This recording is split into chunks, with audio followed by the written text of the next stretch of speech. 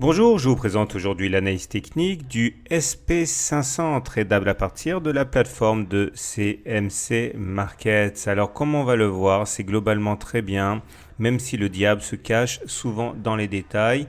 Et nous allons tenter de comprendre pourquoi. Tout d'abord, on va commencer avec une vue hebdomadaire du SP500, c'est-à-dire que chaque bougie que vous remarquez ici correspond à une semaine de cotation. Comme on peut le voir, il n'y a pas de doute, la tendance est haussière.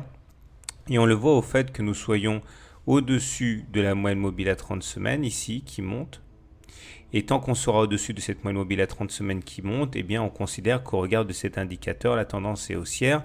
Et c'est confirmé par le fait que les pics soient montants et que les creux soient montants aussi. Bref, pour l'instant, tout semble se passer pour le mieux. En fait, et on va aller aborder tout de suite, le plus inquiétant, à mon sens, c'est le fait que nous pouvons assister ici à une sorte de tassement qui correspond à ce qu'on appelle une figure en rounded top. Rounded top, ça veut dire qu'il y a une sorte de sommet arrondi et la pression haussière, elle est là, on le voit, elle est bien présente, mais malgré cette pression haussière, il semble que l'on assiste à une espèce d'épuisement des forces haussières qui prend la forme de ce sommet arrondi. Et il faut savoir que c'est une figure qui est plus souvent baissière qu'haussière.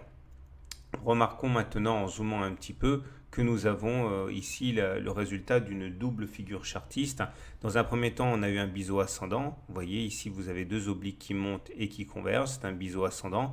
La cassure se fait généralement par le bas. C'est ce à quoi on a assisté le 22 août, classique donc. Et depuis, eh bien, on peut identifier une espèce de canal baissier dans lequel on évolue et qui donne d'ailleurs cette forme de sommet arrondi, hein, comme on l'a dit précédemment. Les indicateurs techniques montrent qu'il y a quand même des raisons d'être prudent. Le MACD est en dessous de son signal.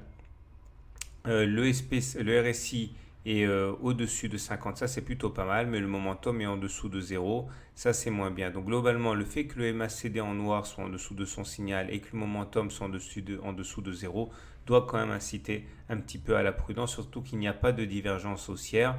Clairement, les indicateurs vont dans le sens d'une continuation de la baisse et ça confirme en fait ce qu'on a dit précédemment. On va terminer avec une analyse de type Ishimoku.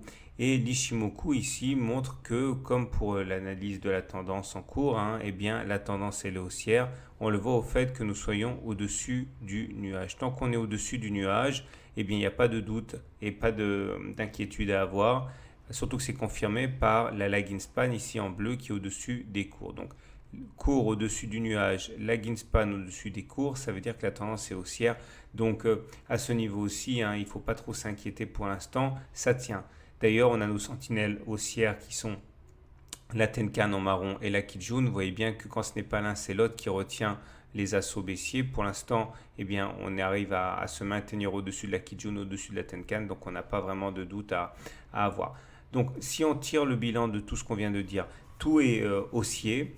Notamment en matière de suivi de tendance. Maintenant, il y a deux bémols auxquels il faut quand même accorder de l'importance. Le premier, c'est cette figure en rounded top ici qui doit inciter à la prudence. Le deuxième, c'est le fait que pour l'instant, eh bien, nous soyons à l'intérieur d'un canal baissier. Et c'est un élément qui est à prendre en considération. On peut considérer que si on arrivait à sortir de ce canal baissier, on aurait quand même de bonnes raisons d'être un peu plus optimiste sur le court terme, ce qui n'est pas le cas pour l'instant. Voilà, je vous souhaite une bonne semaine, de bons trades et à très bientôt pour une autre analyse technique.